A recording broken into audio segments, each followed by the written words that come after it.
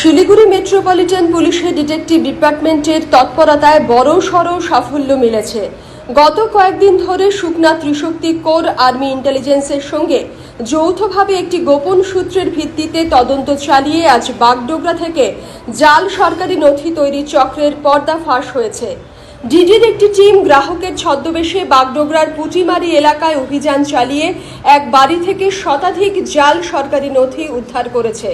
উদ্ধার হওয়া নথিগুলির মধ্যে রয়েছে birth certificate, Aadhaar card, voter ID, PAN card, passport সহ আরও বহু গুরুত্বপূর্ণ সরকারি কাগজপত্র, যার কোনো বৈধ কাগজ দেখাতে পারেনি অভিযুক্ত।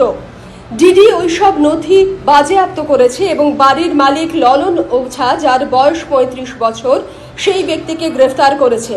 প্রাথমিক জিজ্ঞাসাবাদে জানা গিয়েছে ললন ওঝা নিজের বাড়ি থেকেই জাল সরকারি নথি তৈরির কাজ করত। সে প্রথমে ভুয়ো বার্থ সার্টিফিকেট তৈরি করে পরে সেই তথ্যের ভিত্তিতে Aadhaar card, voter ID card, PAN card, passport পর্যন্ত তৈরি করত। জানা গিয়েছে এসব নথি তৈরির জন্য সে গ্রাহকদের কাছ থেকে ১ লক্ষ থেকে ৩.৫ লক্ষ টাকার প্যাকেজ নিত। সেখান থেকে শতাধিক ভুয়ো সরকারি নথি উদ্ধার করা হয়। বৈধ নথি দেখাতে না পারায় এবং জিজ্ঞাসাবাদে অসঙ্গতি পাওয়ায় ললন ওঝাকে গ্রেফতার করা হয়। তানিয়া সরকারের রিপোর্ট, পাহাড়িয়া টাইমস।